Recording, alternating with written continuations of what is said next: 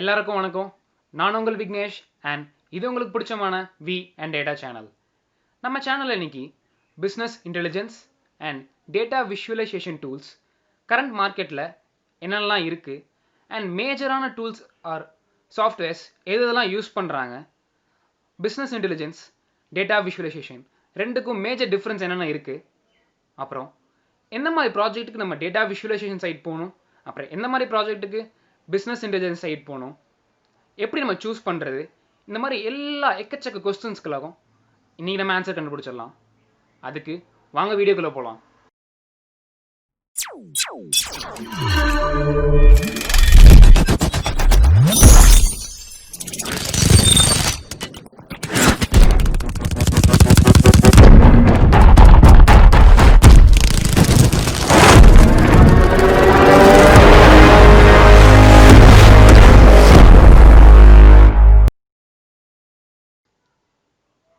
நம்ம data visualisation பற்றி start பண்ணுவோம்.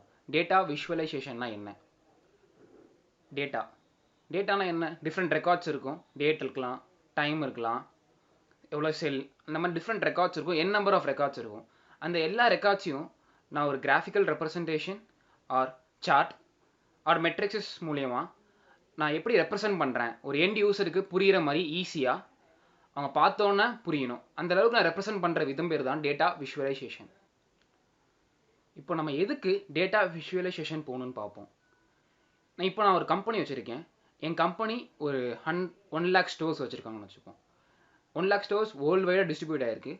ஒவ்வொரு ஸ்டோர்லேயும் எனக்கு hundreds and hundreds of product இருக்குது. இப்போ நான் ஒரே ஒரு ப்ராடக்டோட சேல்ஸ் மட்டும் பார்க்கணும் ஈச் டே அப்படின்னா, ஒரு ப்ராடக்ட் 1 lakh ஸ்டோர்ஸில் இருக்குது. அப்போ அந்த ஒரு ப்ராடக்ட் ஒவ்வொரு நாளைக்கு எவ்வளோ சேல்ஸ் ஆகுன்னு ரிப்போர்ட் இருக்கும், டேட்டா இருக்கும், ரா டேட்டா. அது பார்த்தீங்கன்னா அதுவே ஒரு நாளைக்கு பார்த்தீங்கன்னாவே உங்களுக்கு 1 lakh ரோஸ் இருக்கும். அப்போ 10 நாளைக்கு பார்த்தீங்கன்னா 10 lakh ரோஸ், 30 days பார்த்தீங்கன்னா 30 lakhs ரோஸ் இருக்கும். அப்போ அந்த ரா டேட்டாவை வச்சுட்டு நான் ஒவ்வொன்றா பார்த்துட்டு இருக்க முடியாது.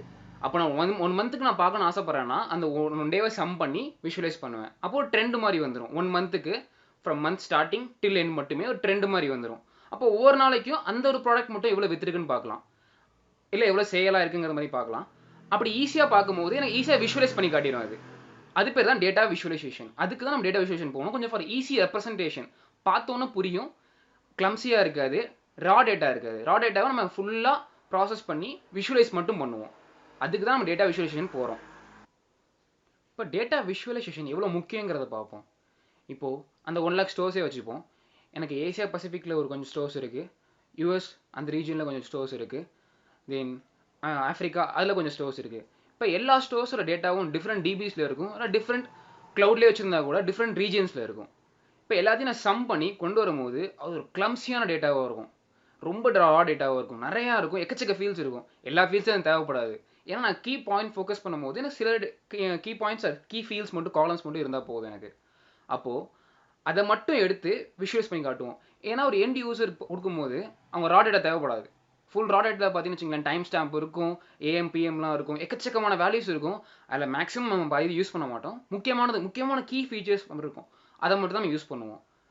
அதை மட்டும் எடுத்து காட்டினா போதும். அப்போ ரா டேட்டா நம்ம யாரும் கொடுக்க போகிறது கிடையாது. நம்ம தான் வச்சுக்க போகிறோம். ஒரு டெவலப்பராகவோ இல்லை ஒரு சாஃப்ட்வேர் இன்ஜினியராகவோ நம்ம தான் வச்சு ப்ராசஸ் பண்ணுவோம்.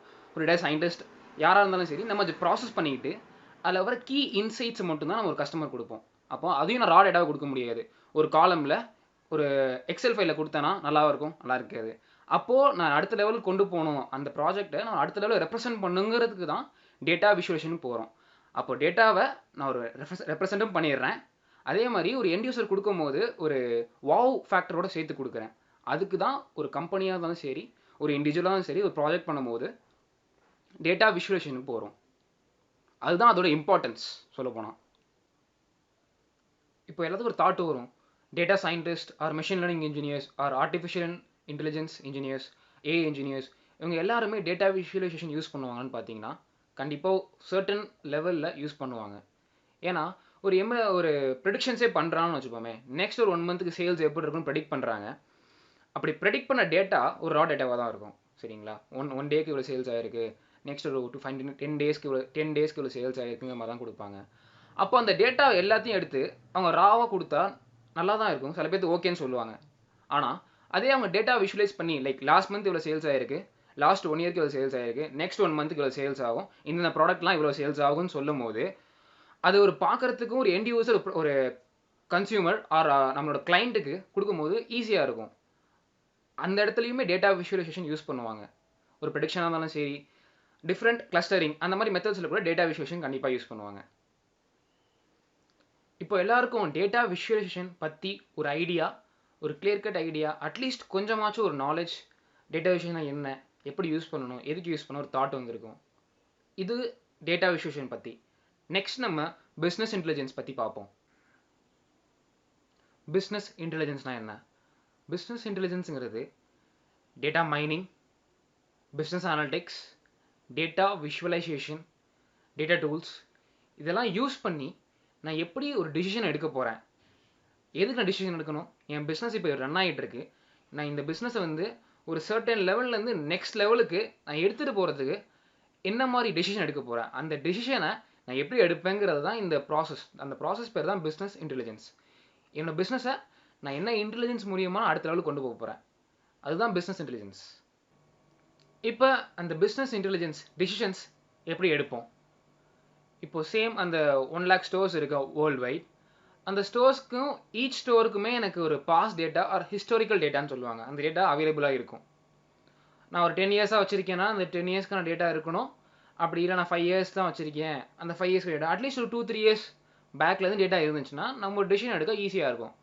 அப்போ அந்த last 3 years or 5 years or 10 இயர்ஸோட டேட்டாவை எடுத்துகிட்டு நான் ஃபஸ்ட்டு அந்த அனலைஸ் பண்ணுவேன். அனலைஸ் பண்ண டேட்டா ப்ராசஸ் பண்ணுவேன். டேட்டாவெலாம் ப்ராசஸ் பண்ணிட்டு அனலைஸ் பண்ணும்போது கீ பாயிண்ட்ஸ் ஆர் கேபிஐஸ்ன்னு சொல்லுவாங்க. That is key performance indicator அப்படின்னு சொல்லுவாங்க. அதை டிஃபைன் பண்ணுவோம். எதெல்லாம் நம்ம கீ பர்ஃபார்மன்ஸ் இண்டிகேட்டராக எடுக்கணும். சேல், இப்போது ஒரு ப்ராடக்டோட சேல்ஸ், ஒரு ப்ரைஸ், சேல்ஸ் எது மேக்ஸிமம் ஆயிருக்கு, அது கீ பர்ஃபார்மன்ஸ் இண்டிகேட்டர்ஸ். எவ்வளோ மேக்ஸிமம் ரெவன்யூ மந்தில் ஜென்ரேட் ஆகிருக்கு பர் டே அப்படிங்கிறது அது ஒரு கீ பர்ஃபார்மன்ஸ் இண்டிகேட்டர். இந்த மாதிரி கேபிஎஸ்லாம் ஃபஸ்ட் டிஃபைன் பண்ணுவோம். டிஃபைன் பண்ணிட்டு அதை மெட்ரிக்ஸஸாக வைப்போம். அந்த மெட்ரிக்ஸஸ் வச்சதுக்கப்புறம் நான் இப்போ அனலைஸ் பண்ணுறேன், கரண்ட் மார்க்கெட் ட்ரெண்டும் அனலைஸ் பண்ணுவேன், எவ்வளோ போயிட்டுருக்குன்னு. ஹிஸ்டாரிக்கல் டேட்டாவும் எடுப்போம், கரண்ட்டில் என்ன போயிட்டுருக்குன்னு எடுப்போம். எடுத்துகிட்டு கம்பேரிசன் பண்ணும்போது நான் என்ன சேஞ்ச் பண்ணும்போது எனக்கு இப்போ சப்போஸ் கரண்ட் மார்க்கெட்டில் என்னோட ப்ராடக்ட்ஸ் கம்மியாக இருக்குன்னு வச்சுங்களேன், நான் என்ன சேஞ்ச் பாஸ் ஹிஸ்டரி டேட்டாலேருந்து பண்ணியிருக்கேன், அப்படி பண்ணதுனால ஏன் டவுன்ஃபால் ஆச்சுங்கிறது தெரியும். ஓகேங்களா? இப்போது அதே இது டவுன்ஃபால் ஆச்சு. இப்போ அதே மாதிரி நான் பாஸ்ட்டில் சில சேஞ்சஸ் பண்ணியிருப்பேன், என்னோடய ப்ராடக்ட்ஸ் வந்து அடுத்த லெவலுக்கு போயிருக்கும். ஒரு சர்டன் சேல்ஸ்லேருந்து அடுத்த லெவல் ஆஃப் சேல்ஸுக்கு போயிருக்கும்.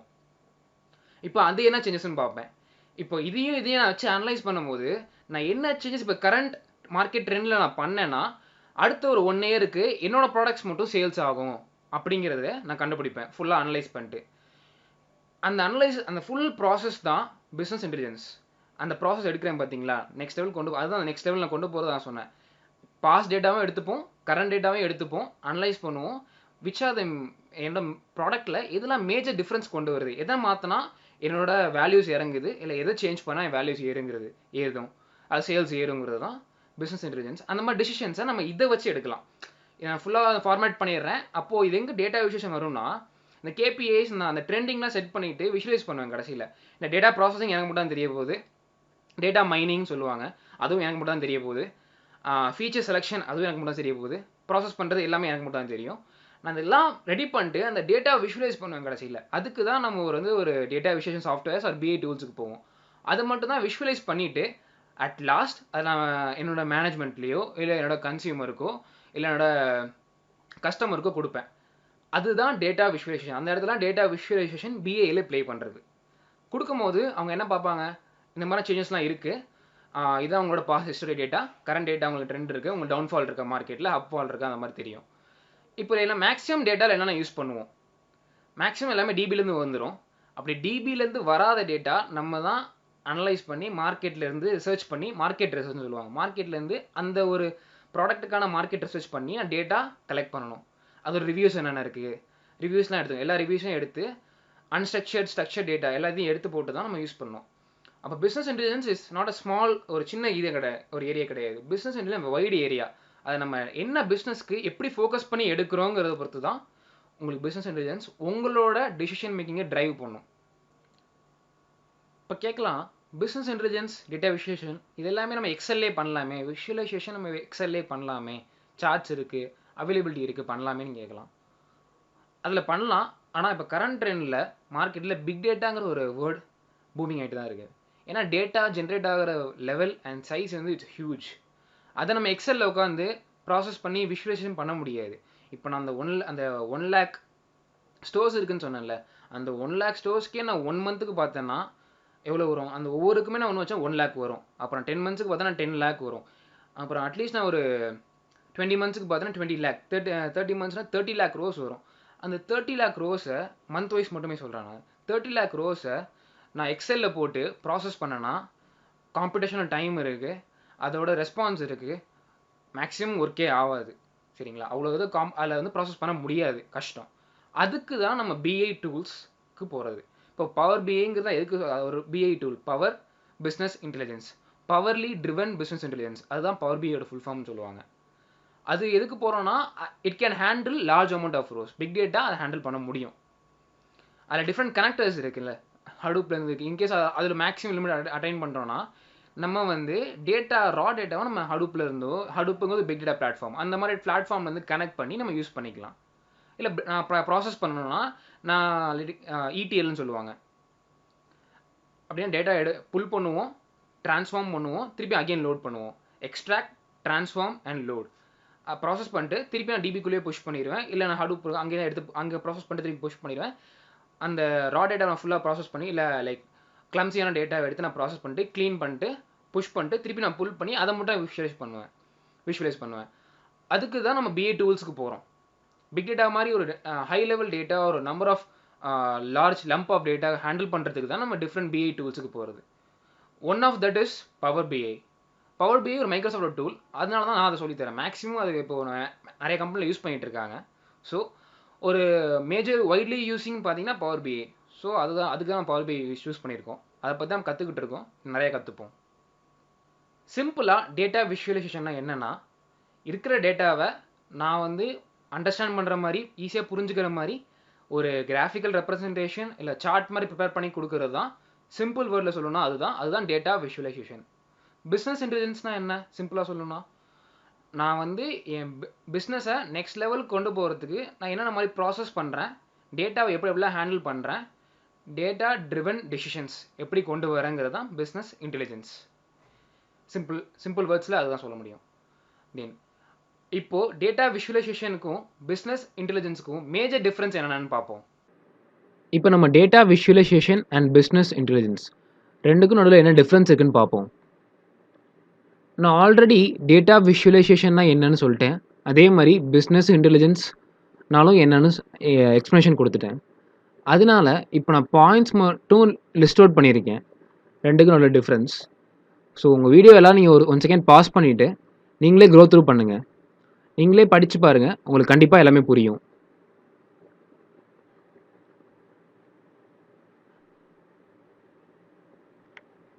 அதோட கண்டினியூஷன் தான் இதுவும். இதையும் கோ த்ரூ பண்ணி பாருங்கள். ரெண்டையும் ஒன்ஸ் மோர் நல்லா கோ த்ரூ பண்ணிட்டு உங்களுக்கு புரியல, இல்லை கஷ்டமாக இருக்குது அண்டர்ஸ்டாண்ட் பண்ணுறதுக்கு அப்படின்னா கமெண்ட் செக்ஷனில் சொல்லுங்கள். கண்டிப்பாக நான் உங்களுக்கு எல்லாத்துக்கும் இன்னொரு வீடியோ ஆர் உங்களுக்கு எக்ஸ்ப்ளனேஷன் கண்டிப்பாக ஈஸியாக எழுதி தரேன். மேஜர் டிஃப்ரென்ஸ்னு பார்த்தீங்கன்னா இதுதான். அப்புறம் இப்போ நம்ம டூல்ஸ் என்னென்ன இருக்குது கரண்ட் மார்க்கெட்டில், அப்புறம் ப்ரோக்ராமிங் லாங்குவேஜஸ் என்னென்ன இருக்குன்னு பார்ப்போம். இதுதான் tools and programming languages current மார்க்கெட்டில் 2020 அதிகமாக யூஸ் பண்ணுறது தான்.